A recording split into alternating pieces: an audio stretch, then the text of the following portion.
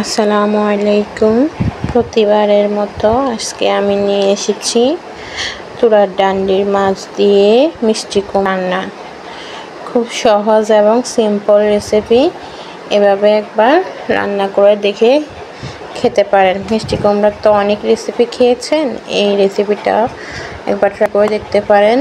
সামুদ্রিক মাছ, তুরার ডান্ডি মাছ দিয়ে মিষ্টি কুমড়া রান্না। তো রান্না করার জন্য প্রথমে আমি কেটে পরিষ্কার করে নিয়েছি মিষ্টি কুমড়া এবং তুরার ডান্ডি মাছ ভালো করে ধুয়ে নিয়েছি। পেঁয়াজ কুচি নিয়েছি, স্বাদ মতো লবণ নিয়েছি, মরিচ হলুদের গুঁড়া নিয়েছি। চুলায় একটা কড়াই বসাই, কড়াইতে পরিমাণ মতো তেল দিয়ে দিয়েছি।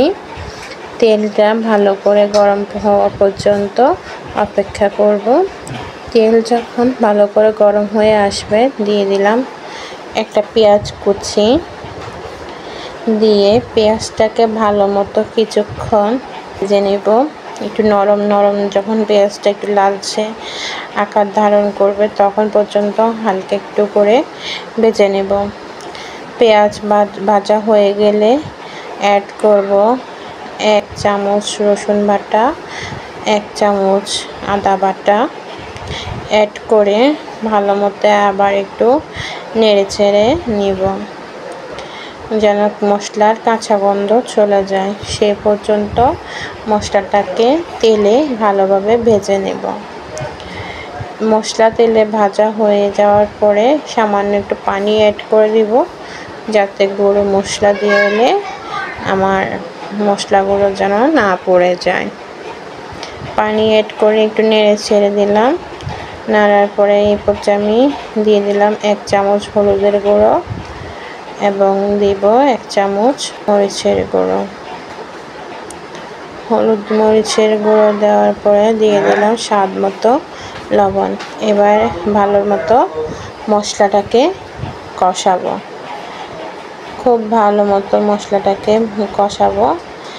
আগে আদা রসুন বাটা দিয়ে দিয়েছি, লবণ দিয়ে দিয়েছি, এখন হলুদ মরিচ দিয়ে ভালো করে মশলাটা কষিয়ে মশলাটা থেকে যখন তেল ছেড়ে আসবে তখন আমি কেটে পরিষ্কার করে ধুয়ে রাখা মিষ্টি কুমড়াগুলো দিয়ে দিলাম কেটে পরিষ্কার করে ধুয়ে রাখা মিষ্টি কুমড়া দিয়ে এবার মশলার সাথে ভালো করে নেড়ে ছেড়ে মিক্স করে একটু ভালো করে কষায় নিব, ভাজা ভাজা করে নেব।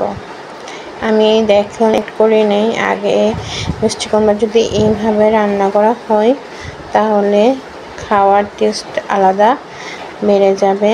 ওই জন্য আগেই আমি মশলার ভিতরে কুমড়োগুলো দিয়ে কষিয়ে নিয়েছি কিছুক্ষণ।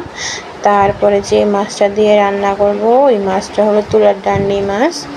ওই মাছটা দিয়ে ওই মাছটা দিয়ে দিলাম, দিয়ে আবার কিছুক্ষণ নেড়ে চেড়ে কষিয়ে নিচ্ছি।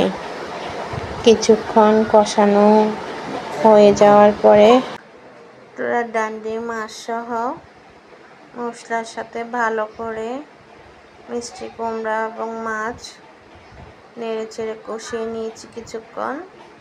এই পর্যায়ে আমি ফাইনাল এবং এই ঝোলে রান্না হবে মিষ্টি কুমড়া তুরার ডান্ডি মাছ, ঝোলটা দিয়ে দিলাম। ঝোলটা দিয়ে এবার আমি বেশ খানিকক্ষণ ঢাকা দিয়ে অপেক্ষা করব। ফিরে এলাম 5 মিনিট পরে। ফিরে এসে আবার আমি ভালো মতো কুমড়োটা মাছটা নেড়ে দিচ্ছি, উপরেগুলো নিচেগুলো উপরে তুলে দিচ্ছি যেন সমানভাবে সব কুমড়ো এবং মাছ ভালোভাবে যেন রান্না হয়।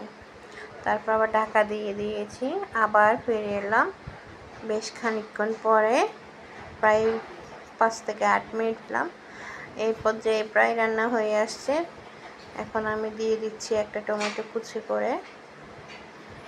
কুচি করে দেওয়ার পরে আমি আবার খানিকক্ষণ রান্না করে নিব।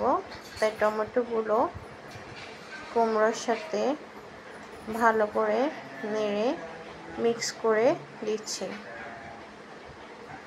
কুমড়োর সাথে নেড়ে মিক্স করে করার পরে আবার ঢাকা দিয়ে দিব।